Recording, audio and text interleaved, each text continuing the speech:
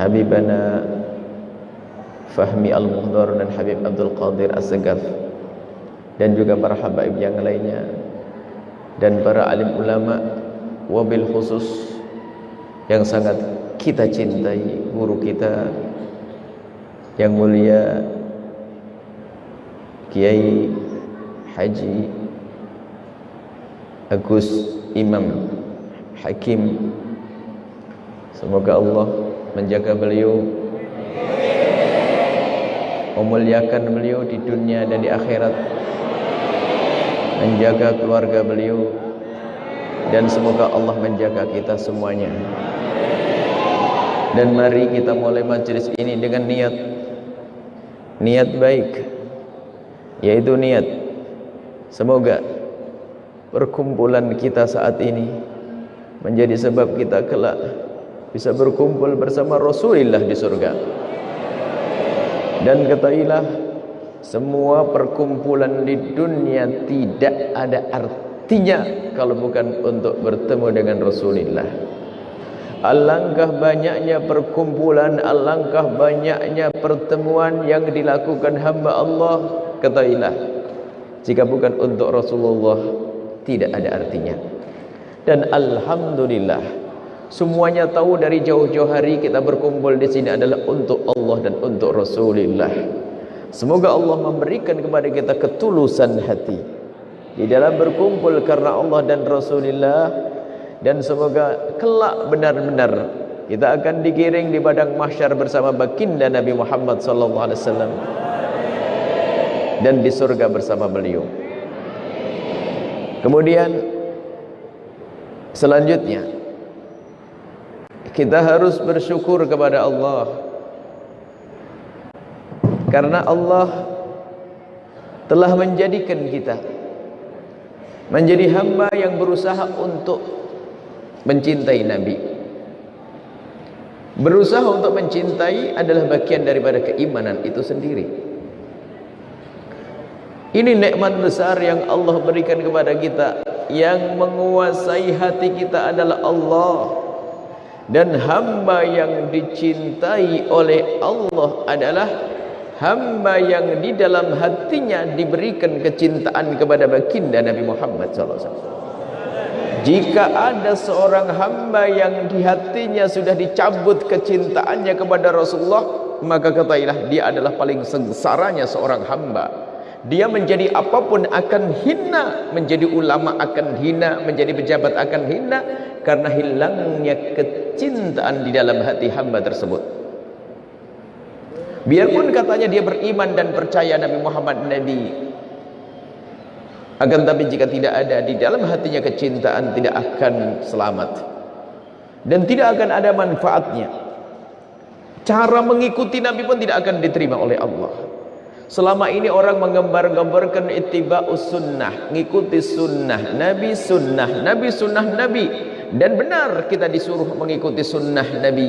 Akan tetapi ketahuilah, siapapun mengikuti sunnah Nabi sebanyak apapun sunnah yang dilaksanakan demi mengikuti Nabi, jika tidak ada ruhnya, yaitu mahabbah, cinta kepada Nabi, maka mengikutinya itu tidak ada artinya. Orang bisa sujud, bisa sholat, bahkan bisa berjihad di jalan Allah, seolah-olah dia berada di medan laga, akan tapi ternyata dikatakan oleh Nabi Muhammad, innahu min ahlin nar, dia adalah di ahli neraka. Kenapa? Di dalam hatinya tidak ada Rasulullah. Orang munafik salat, yang memusuhi Nabi waktu zaman Nabi, salat bersama Nabi di belakang Nabi. Bahkan ada di antara mereka yang berjihad bersama Nabi, tapi dikatakan innahu min ahlin nar.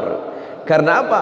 Dia berjihad bukan karena cinta kepada Nabi, dia berjihad hanya karena ingin dibilang sebagai seorang pejuang dan pemberani. Lalu dikatakan Allah, dan engkau sudah disanjung di dunia. Kuncinya adalah mahabbah kepada Rasulullah. Begitu pentingnya makna cinta. Allah menyebutkan di dalam Al-Quran, ingkul, katakanlah wahai Muhammad kepada umatmu semua yang ada di mana, yang ada di Probolinggo dan dimanapun, kul, katakanlah wahai Muhammad, in kuntum tuhibbunallaha fattabi'uni, kalau engkau semua Hai umatku mencintai Allah, maka ikutilah aku. Aku di sini adalah baginda Nabi Muhammad sallallahu alaihi wasallam. Kalau sudah mengikuti Nabi Muhammad, yuhibbukumullah, maka engkau akan mendapatkan kecintaan dari Allah. Jika hamba itu dicintai oleh Allah, maka ketahuilah urusannya beres. Allah tidak akan menyiksanya, Allah akan menjaganya, Allah akan memuliakannya. Selagi Allah memuliakan, tidak akan ada yang bisa menghinakannya. Sekali lagi Allah mengangkat, tidak ada siapapun yang akan menjatuhkannya, karena Allah bersamanya. Kuncinya mengikuti Nabi. Akan tetapi, apakah cukup mengikuti Nabi? Mengikuti Nabi bisa dilakukan oleh siapapun. Orang kafir pun bisa mengikuti cara hidup Nabi. Akan tapi tidak akan diterima oleh Allah karena tidak ada kecintaan kepada baginda Nabi Muhammad sallallahu alaihi wasallam. Maka para habaib dan ulama kita di mana-mana gembar-gembar tentang kecintaan kepada Rasulullah, kecintaan kepada Rasulullah. Karena dengan cinta itulah semuanya akan beres.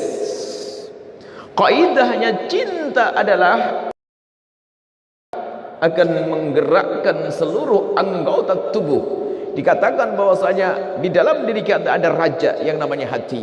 Hati adalah raja seluruh anggota tubuh kita.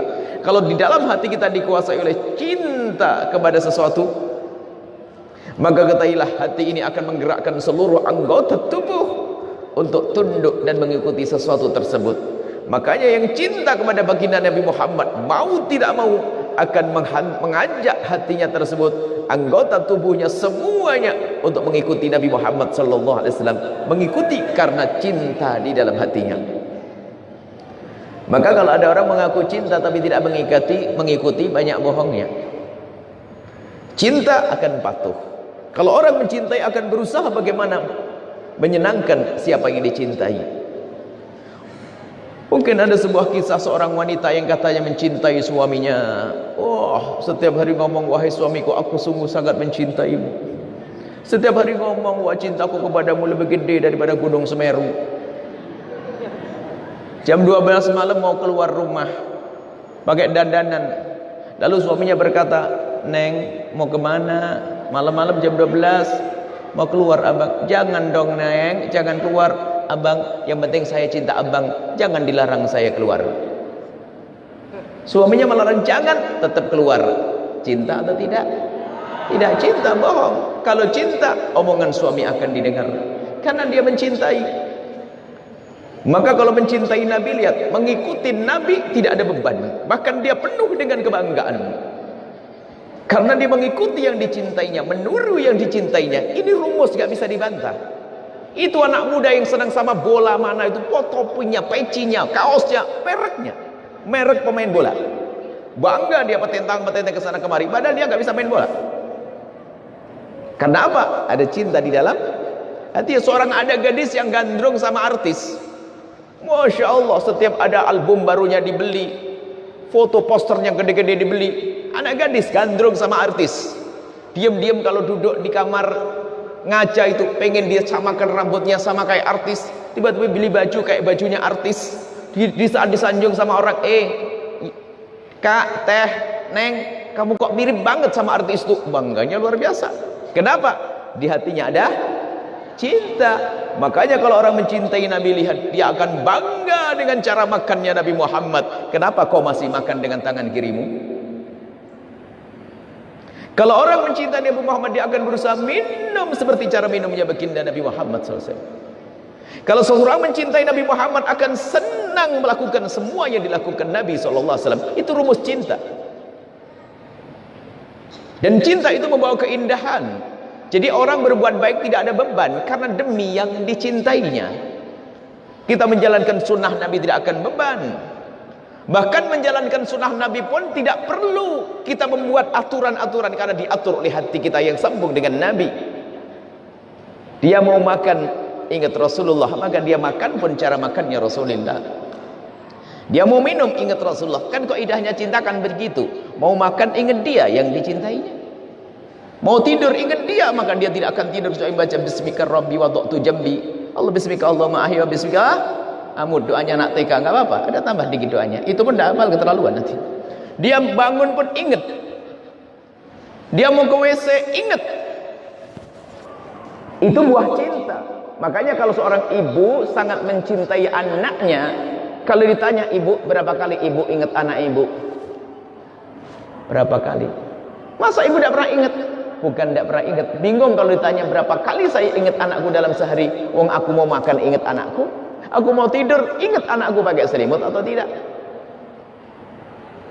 Aku mau minum ingat anakku minum apa akan aku saat ini. Lihat, kaidah cinta seperti itu. Makanya para ulama dari masa ke masa kenapa mengadakan majelis maulid Nabi? Untuk membangun cinta, menumbuhkan kecintaan kita kepada baginda Nabi Muhammad sallallahu alaihi wasallam. Kemudian kalau orang paham makna cinta, Nabi guru cinta, sumber cinta. Setelah seseorang itu mencintai baginda Nabi Muhammad, maka ketilah cinta di dalam hatinya itu akan menjadikan dia menjadi orang yang sangat mencintai kepada umat Nabi Muhammad. Makanya kalau orang cinta Nabi Muhammad akan indah di dalam urusan dengan sesama. Bohong dan dusta mengaku cinta Nabi Muhammad, suka ngomong jelekit sama istrinya. Istrinya itu umat siapa? Istrinya umat siapa? Umat Nabi Muhammad. Bagaimana seorang istri katanya mencintai Nabi Muhammad, kalau ngomong sama suaminya pasti keluar taringnya, ngangkat suara, tolak pinggang.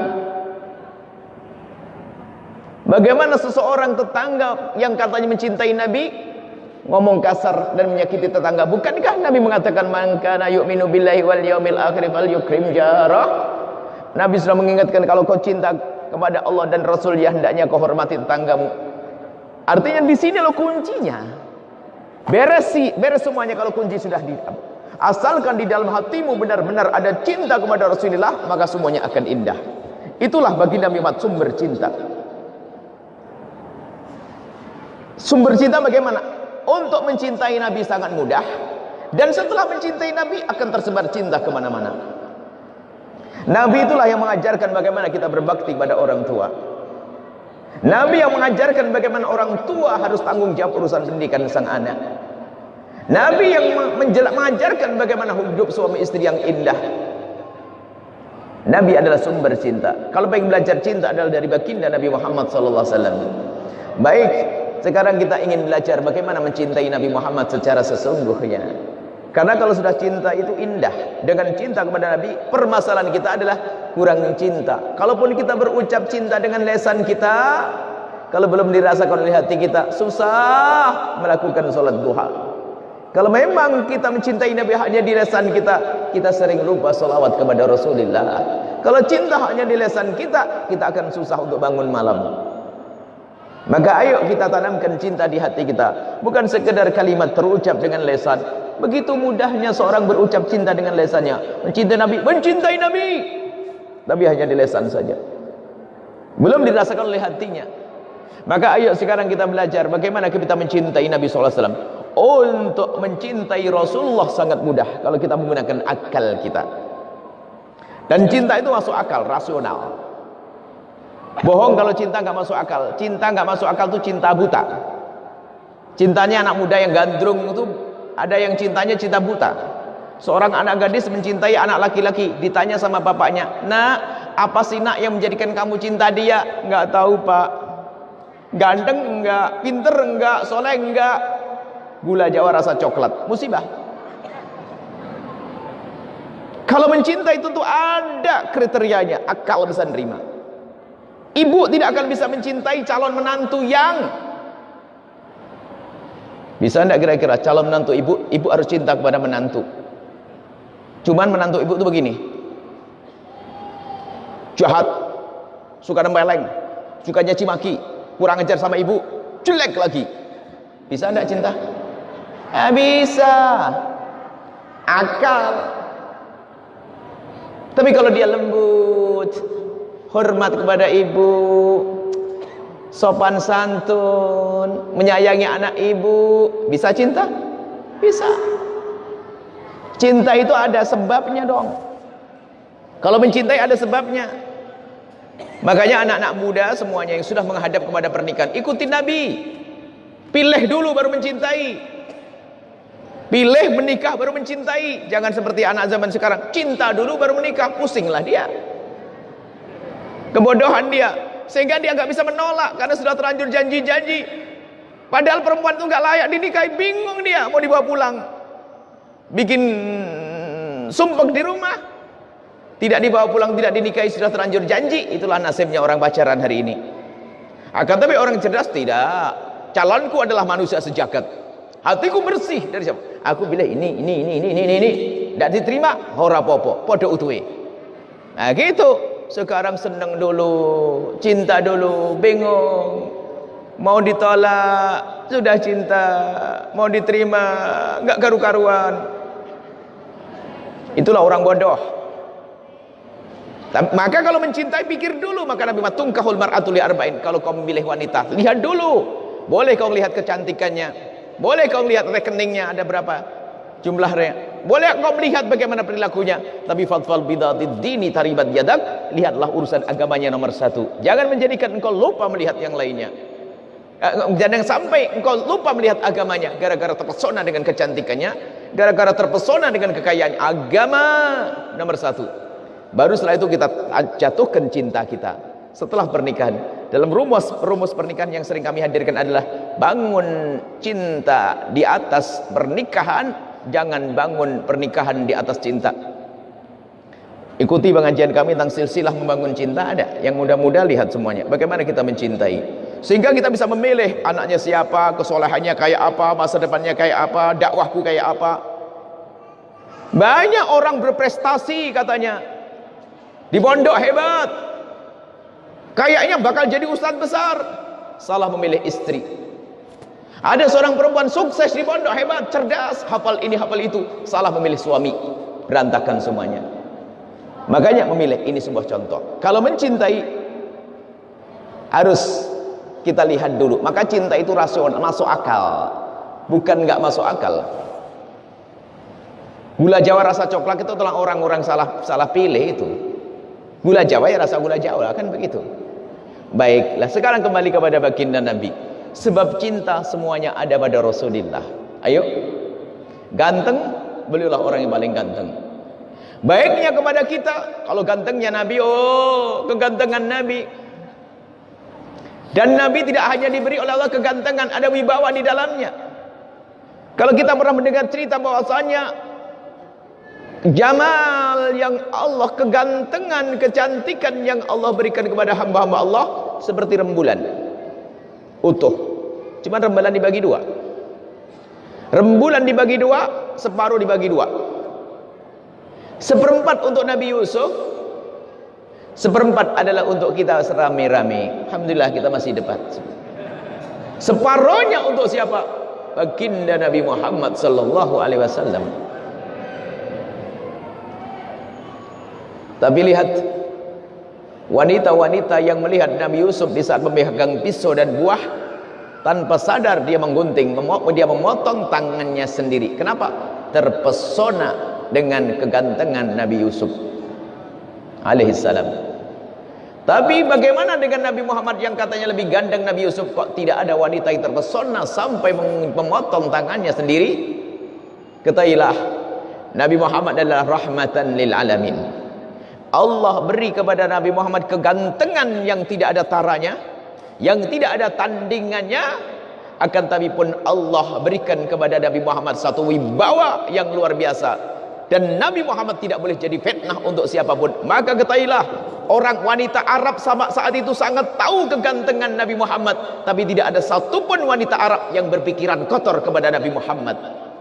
Karena di samping melihat kegantengan Nabi Muhammad, ketutup dengan wibawanya Nabi Muhammad. Gak ada sempat pikiran ngeres, pikiran kotor di saat melihat Nabi Muhammad. Makanya tidak sampai ada orang yang memotong jemarinya dengan pisau. Kenapa? Allah berikan kepada Nabi Muhammad kegantengan. Setelah itu Nabi Muhammad pun diberi oleh Allah wibawa yang besar. Dan kalau orang melihat Nabi selagi tidak ada dengki terlebih dahulu, dengki itu biasanya mendengar dari seseorang fitnah. Abu Jahal ngomong gini, dengar, karena benci dulu maka tidak bisa iman kepada Nabi. Tapi kalau orang itu nol, nggak pernah dengar informasi dengan Nabi, nggak pernah benci Nabi, lihat Nabi akan beriman. Abu Jahal itu melihat Nabi setiap hari tapi dengki dulu, nggak bisa beriman. Belajar dengan Nabi, nggak bisa beriman. Tapi Hasan bin Thabit itu penyair ulung. Dia penyairnya itu kalau membuat syair itu misalnya kalau ada membuat lagu langsung terkenal seluruh dunia. Akhirnya orang-orang Arab, orang kafir itu pengen mengundang Hasan bin Thabit, akan dikasih hadiah emas, harta kalau mau membuat syair yang isinya menghujat Nabi Muhammad. Hasan bin Thabit penyair profesional, tidak hanya mementingkan duit. Baik, uang akan aku terima dan aku akan hujat Muhammad, tapi aku pengen tahu kayak apa dulu Muhammadnya. Sebab penyair andal tidak berkhayal, harus sesuai dengan kenyataannya. Akhirnya Hasan bin Thabit bersembunyi sebuah tempat untuk melihat Nabi Muhammad lewat. Setelah melihat Nabi Muhammad lewat, terpesona Hasan bin Thabit. Kemudian dia kembali kepada orang kafir dan dibanting itu emas dan mengatakan, Innila marra'aitu anwarahu satu'at. Sungguh di saat aku melihat cahayanya memancar dari wajahnya, wada'tu min hifati kaffi ala wajhi.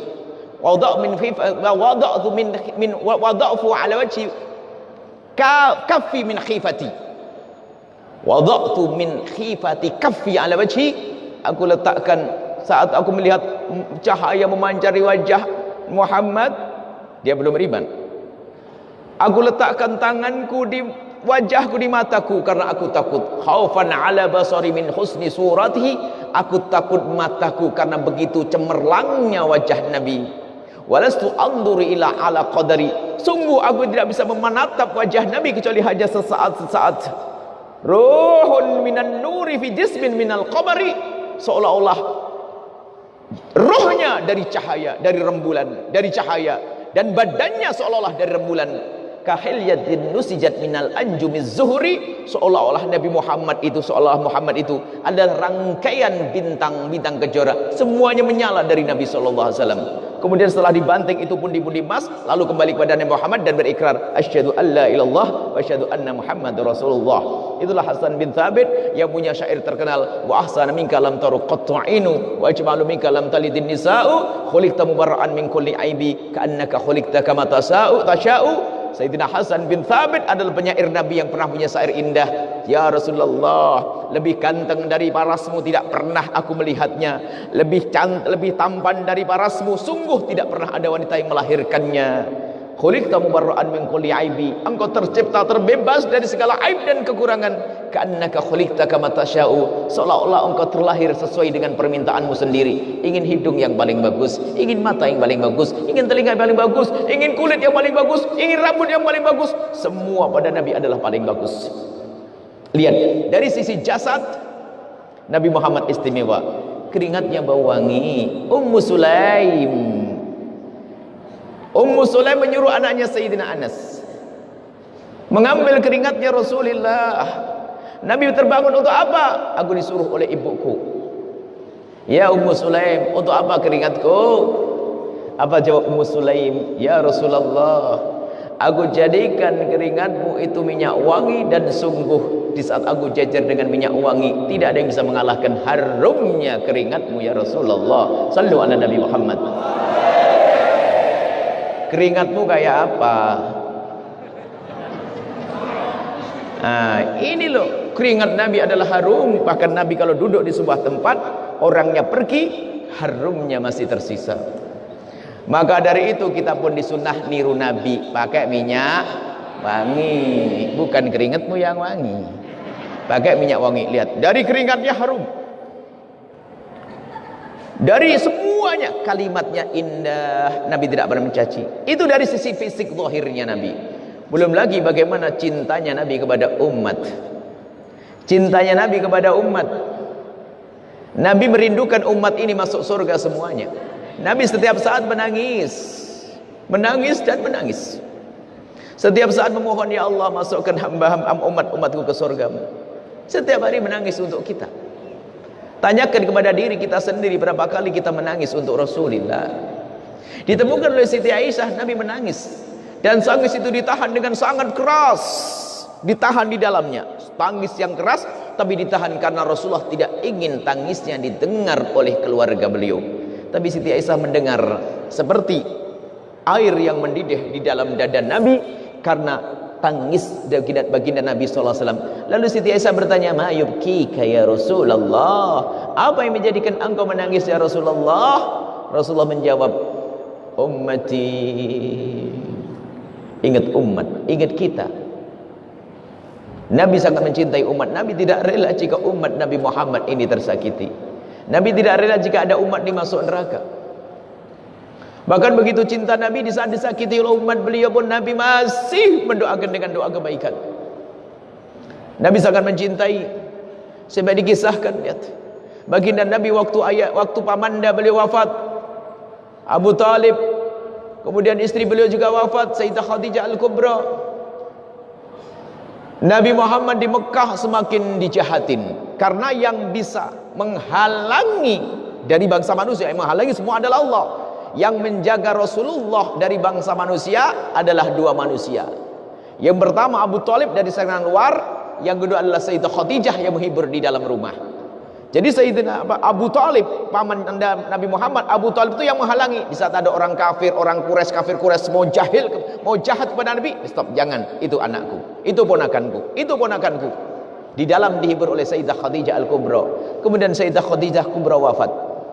Setelah Sayyidah Khadijah Kubra wafat dan Abu Talib wafat, kejahatan semakin kuat. Lalu Nabi menghindar dari mereka. Kemudian Nabi pergi ke Taif.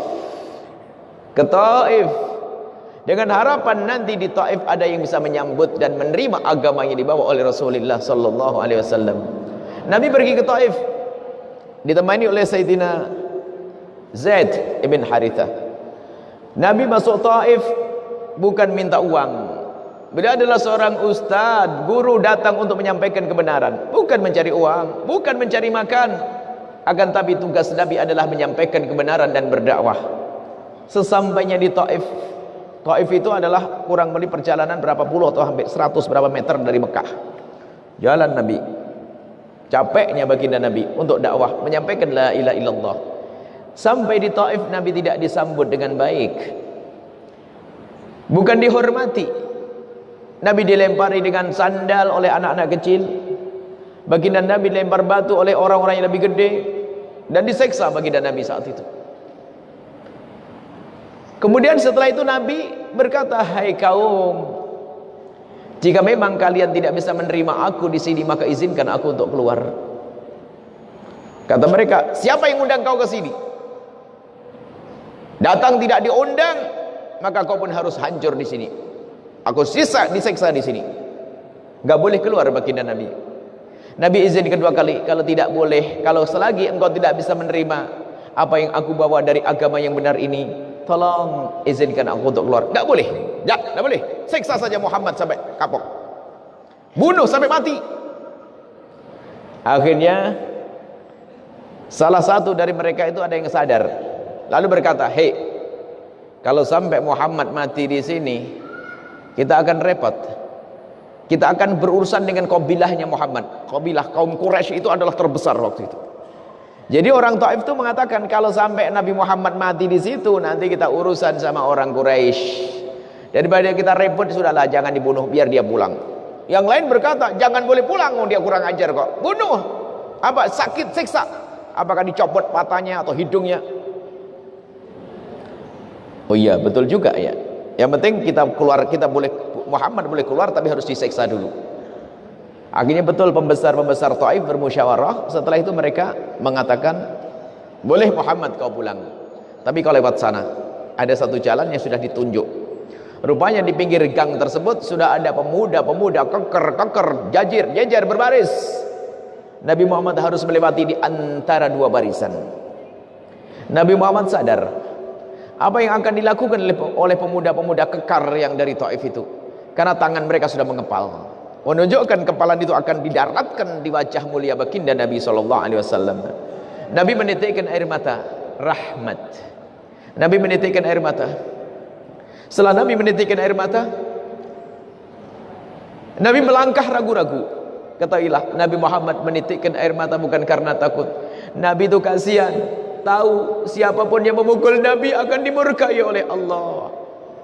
Nabi tidak rela jika ada orang dimurkai oleh Allah. Nabi berharap kalau mereka bersyahadat, gak usah pukul Nabi Muhammad. Atau mereka pergi, gak usah mukul Nabi Muhammad. Sekali memukul Nabi Muhammad, khawatir ada hukuman yang Allah turunkan. Nabi tidak mau berani melangkah. Akan tapi Nabi ingat, di luar sana masih ada umat yang menantinya. Maka Nabi pun harus melangkah. Dan saat Nabi melangkah, katailah, langkah pertama melewati barusan pemuda tersebut. Bayangkan dengan hati anda, Nabi melangkah dengan ragu-ragu, akhirnya Nabi berjalan. Ternyata di saat melewati barisan yang pertama yang di kanan, baginda Nabi dengan kerasnya memukul pelipis Rasulullah. Dipukul dengan keras hingga Rasulullah terpental ke kiri. Dari kiri disambut lagi, terpental ke kanan. Dari belakang Rasulullah didorong keras-keras hingga Nabi Muhammad tersungkur, wajah beliau yang suci ke bumi. Diangkat, diberdirikan lagi baginda Nabi. Dipukul dari kanan, dipukul dari kiri, didorong sampai terjatuh, diberdirikan lagi, dipukul dari kanan, dipukul dari kiri, dan begitu seterusnya sampai baginda Nabi Muhammad keluar dari barisan mereka. Setelah Nabi merasa sudah bebas dari pukulan mereka, Nabi ingin berlari, tapi Nabi tidak mampu berlari karena sudah sakit badan Nabi semuanya. Nabi hanya bisa berjalan tertatih-tatih. Setelah berjalan tertatih-tatih, terasa aman, tidak ada yang mengejarnya. Sudah agak jauh, Nabi menghadap ke kaum Taif. Tapi setelah menghadap ke kaum Taif, Nabi melihat ke atas. Kenapa Nabi melihat ke atas? Karena Nabi khawatir ada azab yang diturunkan. Kemudian di saat seperti itu, malaikat Jibril datang. Ya Rasulullah, umatmu keterlaluan. Umatmu keterlaluan. Kalau engkau izinkan itu malaikat penjaga gunung itu, kalau kau izinkan, dia akan mengangkat gunung itu dan akan dijatuhkan di atas kepala orang Taif. Nabi Muhammad yang lemah lunglai, ngomong saja sudah malas karena sakit. Ternyata di saat ditawari malaikat Jibril bahwasanya malaikat penjaga gunung siap untuk mengangkat gunung lalu dijatuhkan ke orang Taif, seketika itu Nabi Muhammad yang sudah lemah lunglai menjadi bersemangat. Cuman semangatnya menjadikan Nabi mengeluarkan suara, ya Jibril, tolong jangan lakukan itu. Jangan lakukan itu. Aku masih berharap dari mereka nanti akan keluar lahir manusia-manusia yang berasyhadu alla ilaha illallah wa asyhadu anna Muhammadar Rasulullah. Nabi Muhammad begitu takutnya azab turun, segera mengangkat tangan, Allah mahdi qaumi fa innahum la ya'lamun. Ya Allah, berikan petunjuk kepada mereka. Mereka berbuat seperti itu karena mereka belum tahu. Allahumma la tu'adzibhum, ya Allah jangan siksa mereka. Bayangkan, dipukulin, ustaz dipukulin. Ibaratnya ustaz masuk jamaah begini langsung dipukulin. Ada tentara. Ustaz, mau diapain nih jamaah? Tangkep aja, mungkin begitu ya. Nabi Muhammad tidak. Allah mahdi qaumi fa innahum la ya'lamun. Itulah cinta Nabi. Kepada yang memusuhi pun ternyata Nabi penuh kasih. Itulah rahmat. Nabi tidak ingin ada umatnya sesat. Nabi tidak ingin ada umatnya masuk neraka. Cuman umat sini ini saja yang bandel. Nabi itu menangis kalau kita melakukan dosa. Itu adalah kasih sayang Nabi yang terbaca pada waktu itu. Di zaman baginda Nabi sallallahu alaihi wasallam. Kemudian kasih sayang baginda Nabi Muhammad, kasih sayang baginda Nabi Muhammad akan terbaca di saat Nabi Muhammad menjelang wafat juga. Menjelang wafat Nabi Muhammad selalu ingat kita, ingat umat. Itulah Rasulullah sallallahu alaihi wasallam. Pesan-pesan beliau kepada umat Nabi Muhammad agar menumbuhkan kasih sayang, jangan bermusuhan. Akan tapi kita senang bermusuhan. Nabi mengatakan wala tahasadu wala tanajasu wala tabaghadu. Jangan sampai hidupmu itu saling bermusuhan, saling ngedengki. Kemudian Nabi juga mengatakan masalah mencintai di antara kita. Itu adalah kasih sayang yang dihadirkan baginda Nabi sallallahu alaihi wasallam. Maka kalau memang kita mengaku cinta kepada Nabi, ayo kita hadirkan cinta di hati kita. Baik, untuk mencintai Nabi begitu mudah. Kenapa? Bicara tentang fisiknya Nabi, maka ketahuilah Nabi fisiknya sangat layak untuk dicintai. Bicara tentang akhlak Nabi sangat luar biasa. Tentang kasih sayang kepada kita tidak ada batasnya. Nabi lebih cinta kepada kita dari diri kita sendiri. Apalagi baca sejarah Nabi. Makanya kalau ingin mencintai Nabi ada beberapa hal yang harus kita hadirkan. Ada bagaimana kita agar bisa mencintai Nabi sallallahu alaihi wasallam. Singkat saja. Yang pertama, Yang pertama, mintalah kepada Allah. Inilah orang ngaku cinta tapi jarang minta kepada Allah. Pertanyaan sederhana, siapakah yang menjadikan kita cinta kepada Rasulullah? Apa? Siapa? Allah. Ada bapak ibu setiap hari minta, ya Allah berikan padaku rezeki yang cukup halal, ya kan? Biar mudah urusan rumah. Pernah atau tidak? Setiap hari kan? Iya sama, harus gitu dong. Minta rezeki, sholat duha minta rezeki. Karena rezeki adalah penting, ya enggak? Rezeki penting, minta-minta jelek bagi. Maka rezeki penting. Semoga Allah berikan rezeki halal, amin. Berkah, amin. Sekarang koreksi. Tanyakan kepada dirimu sendiri, pernahkah anda berdoa begini, ya Allah berikan kepadaku kecintaan kepada Nabi Muhammad? Kenapa tidak pernah doa? Karena cinta kepada Nabi Muhammad gak penting. Katanya ngaku cinta. Kalau cinta itu akan menghadap, kalau memang itu penting pasti ngadep kepada Allah kita. Dari sini sudah tercurigai kita ini. Bener cinta enggak dengan Rasulullah ini? Kok ngaku-ngaku tok? Yang punya cinta siapa? Allah. Yang memberi cinta siapa? Allah. Kenapa kita tidak pernah ngadu kepada Allah? Oh, urusan duit saja minta. Yang perawan-perawan itu setiap hari doanya, ya Allah berikan padaku suami yang ganteng. Pak. Yang ini istri yang cantik. Mana kita minta cinta kepada Rasulullah? Sebetulnya ini permasalahannya koreksi. Kita sadar tidak kalau cinta kepada Nabi itu penting? Kalau sadar akan berusaha kita mencari cinta itu. Awas, kita jangan dusta. Atas nama Nabi Muhammad sebetulnya tidak cinta Nabi. Nabi itu mahal, tanpa cinta pun orang butuh Nabi kok. Nabi itu mahal, yang gak mencintai Nabi pun butuh kepada Nabi. Memerlukan Nabi. Nabi bisa dijual. Lihat urusan Nabi Muhammad. Pengen jadi apa-apa, deket-deket sama ustadz, ngaku-ngaku cinta Nabi, biar dipilih oleh pecinta Nabi, kan bisa. Majelis bisa saja untuk mengangkat dirinya seorang ustadz untuk mengangkat Nabi. Sebab kalau majelis atas nama cinta Nabi Muhammad, gimana kisahnya? Banyak orang yang datang. Coba anda sehebat apapun anda bikin majelis pembenci Nabi, siapa yang datang? Yang khawatir kita jadi pembohong, ngaku cinta tapi sebetulnya kita belum mengerti pentingnya cinta. Adapun tanda kalau cinta kepada Nabi penting, sesuatu yang penting itu akan selalu anda inginkan. Kalau anda menginginkan, akan terbaca dari permohonan anda. Ya ini, dari sini sudah terkoreksi diri kita. Wah ini jangan-jangan kita ini bohong, ngaku cinta dengan lesan kita saja. Jelas? Berarti setiap hari ibu minta, ya Allah berikan kepadaku kecintaan kepada Nabi Muhammad SAW. Kita anggap ini penting. Minta, ya Allah, saya itu ngaku cinta tapi kok kurang bangga dengan kasihmu. Kok susah ngikuti sunnah kekasihmu Nabi Muhammad. Ya Allah, ya Allah, ya Allah. Terus nggak pernah saya doa seperti itu. Kalau minta duit, iya. Minta istri, ya Allah, umurku sudah begini, belum dapat istri, ya Allah. Tapi minta cinta tidak pernah serius. Yang pertama, ngadulah kepada Allah.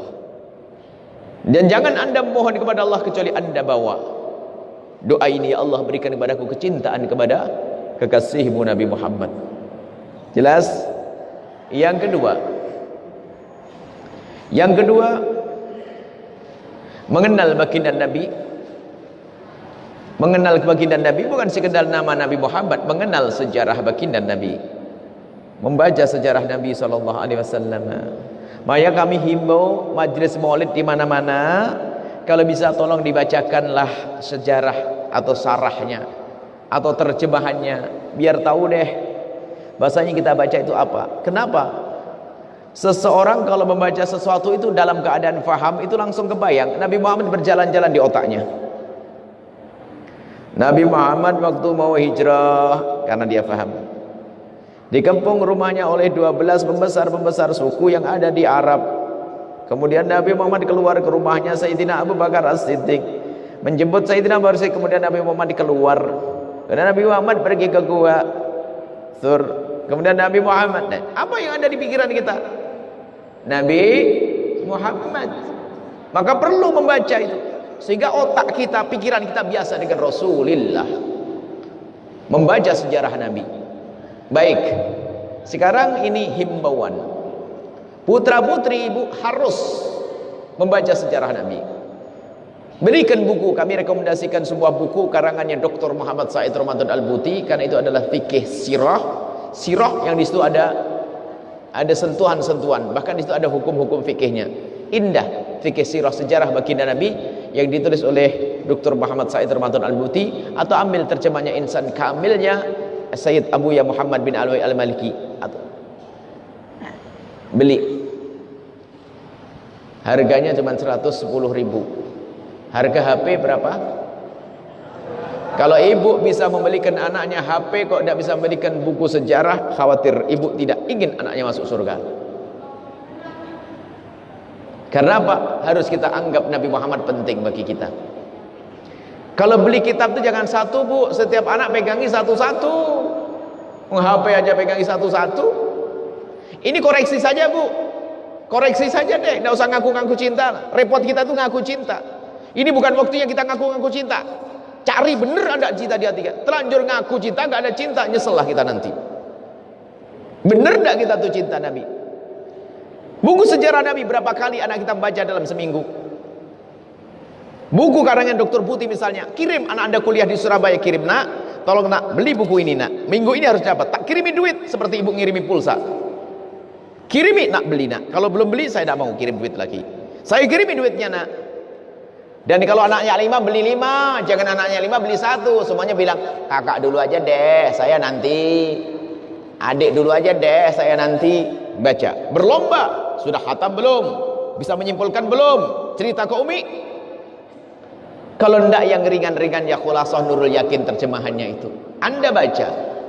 Khulasah Nurul Yakin yang ringan saja baca, tapi direnungi sampai kenal. Kemudian nanti Syama'il Muhammadiyah tentang bagaimana mata Nabi, bagaimana alis Nabi, bagaimana rambut Nabi, bagaimana wajah Nabi, bagaimana tegapnya Nabi, bagaimana jalan Nabi. Allah, akhirnya kebayang di hati kita, kebayang di mata kita. Oh, Nabi Muhammad seperti itu, rambutnya seperti itu, dagunya seperti itu, matanya seperti itu, jalannya seperti itu, duduknya seperti itu, cara berpakaiannya seperti itu, cara makannya seperti itu, cara minumnya seperti itu, cara tidurnya seperti itu. Allah, diasah hati kita dengan demikian itu. Ini hanya kenal namanya Nabi Muhammad, bagaimana cinta Nabi, cinta Nabi. Cara makan yang langgar Nabi, cara minum yang langgar Nabi, cara jalannya nggak senang dengan cara. Nah, kita perlu koreksi. Tidak cukup Anda ngaku-ngaku. Sebab sebelum kita dikagetkan, sebuah kisah nanti sebelum kita tutup nanti di padang mahsyar, nanti lihat.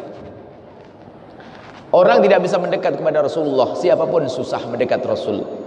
Biarpun Nabi benderang wajahnya lebih daripada rembulan, semua bisa melihat Nabi, tapi tidak semua orang bisa mendekat kepada Nabi.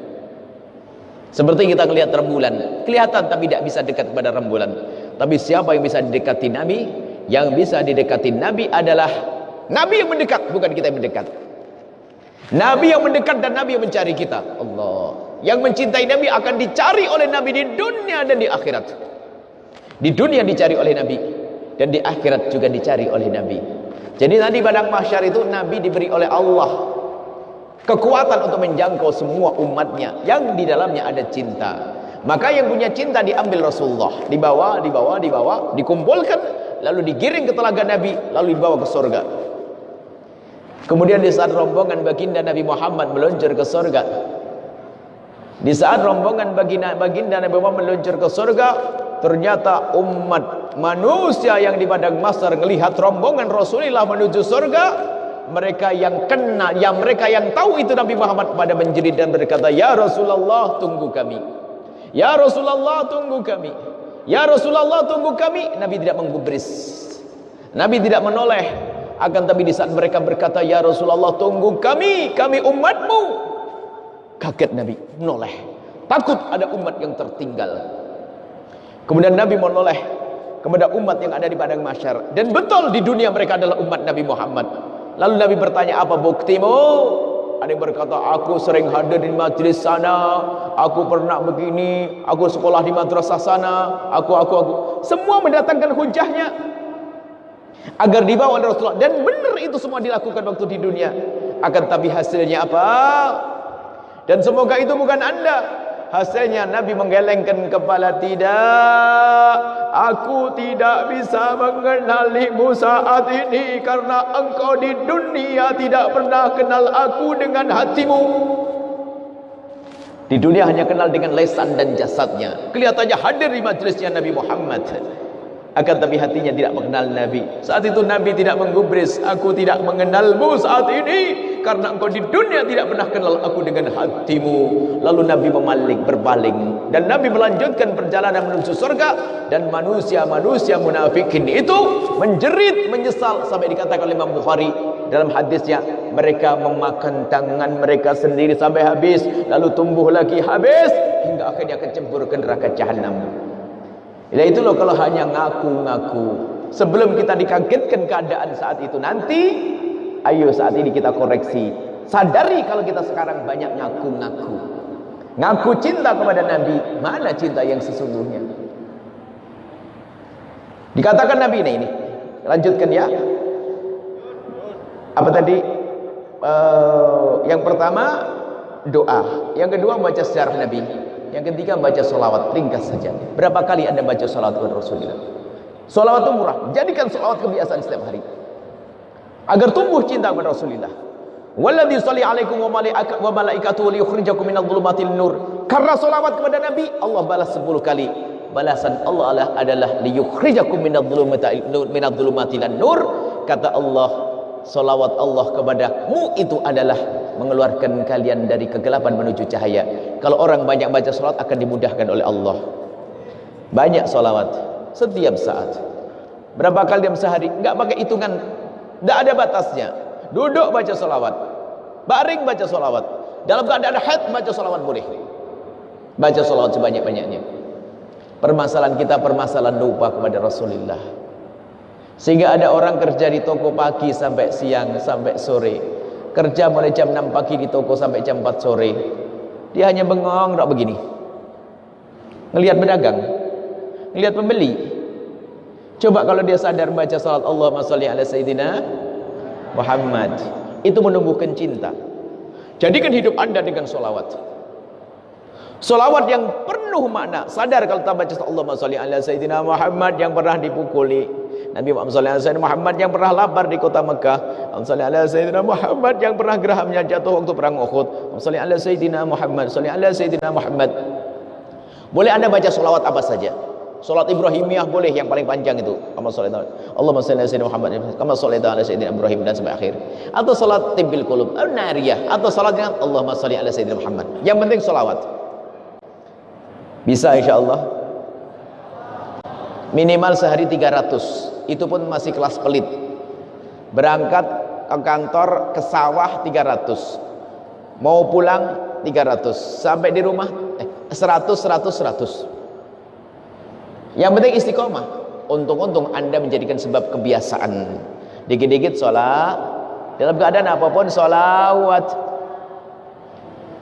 Dan bahkan sholawat Nabi itu luar biasa. Jangan sampai Anda menyebut nama Nabi, mendengar nama Nabi disebut, jangan sampai Anda diam tidak berselawat.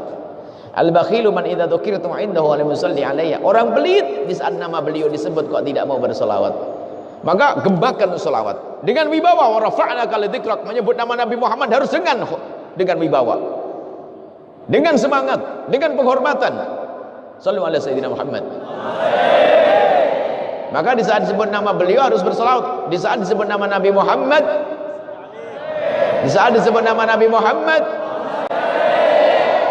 jadi kebiasaan Anda sholawat. Jangan yang lainnya. Latahnya latah sholat. Sholli ala sayyidina Muhammad. Habib Fahmi, Habib Abdul Qadir pernah kita bareng di Tarim sana. Di sana tuh di pasar kita ngelihat orang berantem, asiknya orang ribut. Ayo kalau orang nengah-nengahi gimana? Sallu ala Nabi Muhammad. Tidak jadi rame lagi. Sallu ala Nabi Muhammad. Mau ngamuk, diajak sholat, yang nengahi itu loh. tidak repot. Sallu ala Muhammad. Ya akhi, sallu ala Nabi. Allah salli ala Muhammad. Tapi gini, sallu ala Nabi. Karena mereka ngerti salawat. Memuliakan salawat, nah. Makanya ibu, nanti kalau ngelihat suami marah langsung bilang sallu ala Nabi. Wah, ini langsung diamalkan ini. Itu kalau suamimu ikut ngaji, kalau enggak dikeplak nanti malahan. Makanya kalau punya suami diajak ngaji sama. Kalau nanti istri cerewet, bang, gas habis, listrik mati, sallu ala Nabi Muhammad. Ya. Maksudnya kita ingin membudayakan di rumah kita sholat, dikit-dikit sholawat, dikit-dikit sholawat. Sudah kelewat habis waktunya. Jatahnya sampai jam 10:30. Sudah lebih 5 menit. Masih ada 2 lagi, bayar di Cirebon nanti. Ya, insya Allah. Itu diantaranya bagaimana kita menghadirkan cinta. Saya tutup terakhir yang keempat. Ada berapa nanti? Yang keempat, agar kita semakin cinta kepada Nabi, amalkan. Biasakan Anda dengan Rasulullah. Membiasakan dengan Nabi artinya melatih. Apa sih yang selama ini sudah Anda ketahui tentang sunnah Nabi? Kalau makan pakai tangan kah? Minum pakai tangan? Ke toilet, ke kloset pakai kaki? Sudah, Anda paham itu kan? Yang ringan-ringan, pakai baju kanan dulu, sandal kanan dulu. Pastikan itu saja yang Anda amalkan. Tapi tidak cukup mengamalkan. Itu namanya sunnah zahir. Dengar nasihatnya Ibunda Sayyid Ahmad Al-Badawi kepada anaknya Ahmad Al-Badawi. Seorang alim besar, ternyata dia menjadi wali kutub, wali besar karena nasihatnya ibu. Di antara nasihat ibundanya begini, nak, kamu jangan ngamalkan sunnah Nabi kecuali kebayang di matamu Rasulullah. Artinya di saat Anda mau minum dengan tangan, nggak cukup dengan tangan kanan. Harus sadar kalau kita niru siapa? Rasulullah. Nah, ini habis sholawatan minum pakai glek-glek kiri, berdiri lagi, sambil jalan lagi. Wah, ini repot ini ya. Minum pakai tangan, pasti. Dan jadikan Anda ingat Rasulullah. Nggak cukup minum glek-glek-glek. Makan, ingat Rasul. Baca bismillah, ingat Rasul. Ibu yang baik tidak boleh membiarkan anaknya makan dengan tangan kiri. Makanya kita menemukan tetangga kita yang baik, kalau melihat anaknya makan dengan tangan kiri langsung negur, sayang, kalau makan jangan pakai tangan kiri, pakai tangan yang bagus sayang. Begitu kan? Begitu, iya. Cuman saya pengen tahu, apakah ada di antara ibu yang di sini itu kalau melihat anaknya makan dengan tangan kiri, lalu ibu mengingatkan begini caranya, sayang, kalau makan jangan pakai tangan kiri, tapi pakai tangan kanan seperti pakai gitu enggak? Enggak juga. Terus bagaimana selama ini? Rasulullah di mana? Maksudnya kita belum membiasakan, sayang, kalau makan pakai tangan kanan seperti baca bismillah seperti KWC kaki kiri dulu seperti dikit-dikit Rasulullah. Alangkah indahnya bersama baginda Nabi Muhammad sallallahu alaihi. Kalau sudah suami Anda cinta Nabi, tidak akan zalim kepada Anda. Kalau istri Anda cinta Nabi, dia akan semakin lembut kepada Anda. Kalau anak Anda cinta Nabi, dia akan hormat dan mengabdi kepada orang tua. Oh, indahnya. Maka sumber keindahan, sumber cinta adalah baginda Nabi Muhammad sallallahu alaihi wasallam. Itu aja diamalkan ya. Selesai, kita tutup dengan doa biar tidak kemalaman ya. Jangan banyak, sudah panjang banget ini tadi. Alhamdulillah. Yuk kita doa bareng-bareng. Ingat enggak amalannya tadi? Berdoa kepada doa, minta Allah kepada Allah. Terus baca buku sejarah, beli nanti. Sholawat yang serius, sholawat yang benar. Ambil tasbih. Sholawat yang benar, beradab. Sholawat sampai ala Muhammad sampai nonton sinetron Muhammad. Kurang ajar dengan Rasulullah itu namanya. Sholli ala sayyidina Muhammad, kebayang di mata kita Nabi. Yang keempat, membiasakan dengan Rasulullah. Cukup, mari kita tutup dengan doa. Bismillahirrahmanirrahim. Alhamdulillahirabbil alamin. Allahumma shalli ala sayyidina Muhammad wa ala ali sayyidina Muhammad. Irhamna wa la tu'adzibna, wansurna wa la tahdhurna, wa'afina wa la tumridna, wa akrimna wa la tuhinna wa athirna wa la tusir alaina innaka ala kulli syai'in qadir. Allahumma ya Allah, pandang kami dengan kasih sayang dan cinta darimu. Kami mohon ya Allah, seperti Engkau kumpulkan dan pertemukan saat ini, kumpulkan kami kelak di surga bersama kekasihmu Nabi Muhammad. Ya Allah, seperti Engkau pertemukan jasad kami saat ini, pertemukan hati kami dalam cinta karenamu ya Allah. Jadikan kami hamba-hamba yang saling mencintai karenamu ya Allah. Jauhkan kami dari kebencian ya Allah. Jauhkan kami dari dendam kepada sesama kami ya Allah. Dan kami mohon ya Allah, jika ada orang menyakiti kami, ada orang zalim dan aniaya kepada kami, jika ada orang menfitnah kami, menggunjing kami, kami mohon jangan hukum dia ya Allah. Jangan seksa dia ya Allah. Ampuni dia ya Allah dan berikan kesadaran. Ampuni ya Allah. Kami tidak rela jika mereka kau hukum, karena mereka adalah umat kekasihmu Nabi Muhammad. Ya Allah, ya Allah, ya Allah. Kami mohon ampuni orang tua kami dan guru-guru kami. Berikan kasih sayangmu kepada mereka semua. Dan kami mohon ya Allah, yang sempit rezeki, lapangkan dengan rezeki yang halal penuh berkah. Yang sakit sembuhkan. Yang punya hutang mudahkan kami dalam membayar hutang-hutang kami ya Allah. Ya Allah, ya Allah, berikan ke hati kami kecintaan yang sesungguhnya kepada kekasihmu Nabi Muhammad. Ya Allah, seperti Engkau mudahkan lisan kami mengucapkan cinta, Engkau yang menciptakan lisan kami, Engkau yang memudahkan lisan kami, Engkau yang menciptakan hati kami, maka kami mohon mudahkan hati kami untuk mencintai kekasihmu Nabi Muhammad. Ya Allah, yang menguasai lisan kami adalah Engkau, yang menguasai hati kami adalah Engkau. Engkau Maha Kuasa ya Allah. Berikan kepada keluarga kami kecintaan kepada kekasihmu Nabi Muhammad.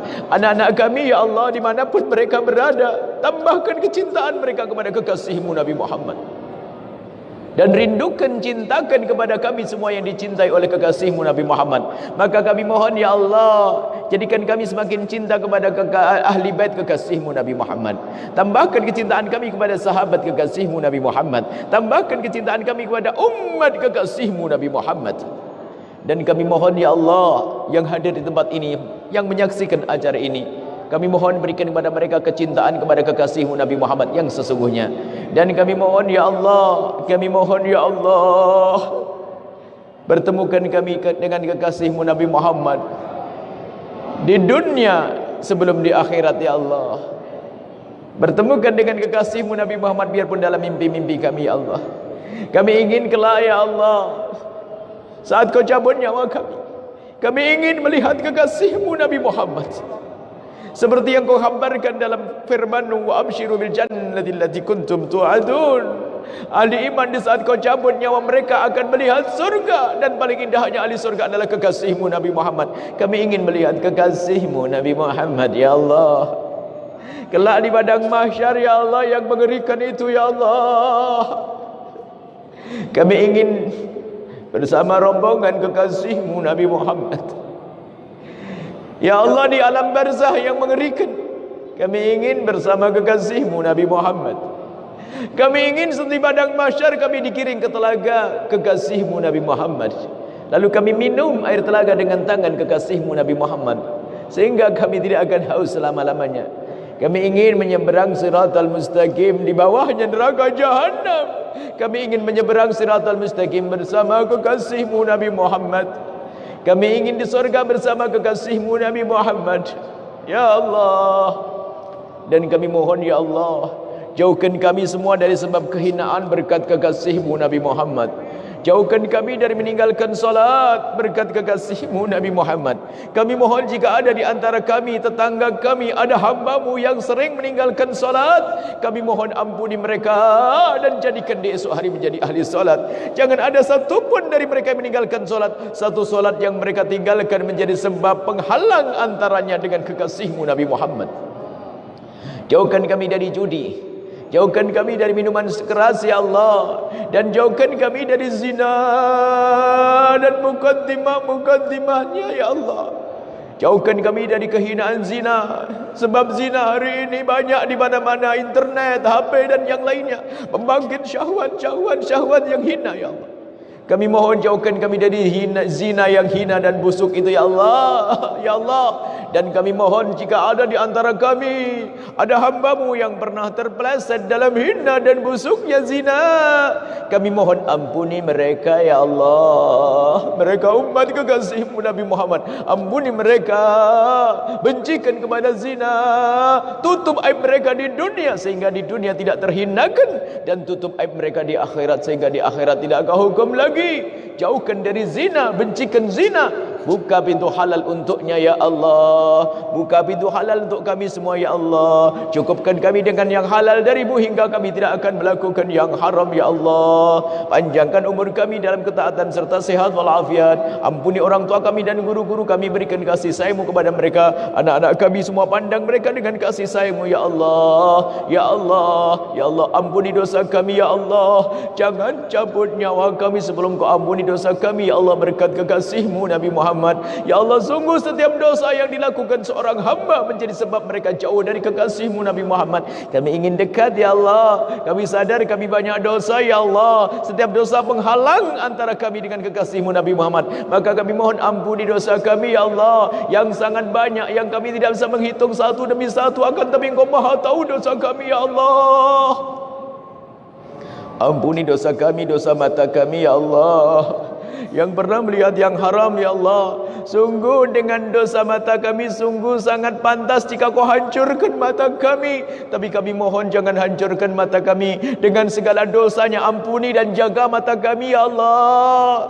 Telinga kami sering dengar yang haram, lisan kami sering berucap yang haram. Ampuni dosa kami ya Allah. Dan jauhkan hati kami dari dengki, dendam, dari riya, dari sombong ya Allah. Dan kami mohon ya Allah, jangan cabut nyawa kami sebelum Kau ampuni dosa kami. Dan kami mohon makmurkan majlis ini dengan orang-orang soleh, makmurkan majlis ini dengan orang-orang ikhlas. Ya Allah, siapapun yang bergabung di majlis ini, berikan ketulusan dan keikhlasan. Kembalikan kepada mereka dengan segala kebaikan di dunia dan di akhirat ya Allah. Dan kami mohon jangan Kau jadikan ini akhir pertemuan kami ya Allah. Kami masih ingin bertemu di dunia dalam kebaikan hingga kelak di surga bersama kekasih-Mu Nabi Muhammad. Berikan kepada kami semua husnul khatimah, mati dalam keadaan iman. Dan kami mohon ya Allah, jadikan ucapan kami di akhir hayat kami kelak, saat Engkau hendak mencabut nyawa kami. Kami ingin saat itu ya Allah, hati dan lidah kami mampu mengucapkan kalimat agung dan mulia, la ilaha illallah Muhammadur Rasulullah. La ilaha illallah Muhammadur Rasulullah. La ilaha illallah Muhammadur Rasulullah sallallahu alaihi wasallam. Rabbana atina fid dunya hasanah wa fil akhirati hasanah wa qina adzabannar. Wa sallallahu ala sayyidina Muhammadin wa ala alihi washabbihi wasallam. Walhamdulillahi rabbil alamin. Amin. Fatihah.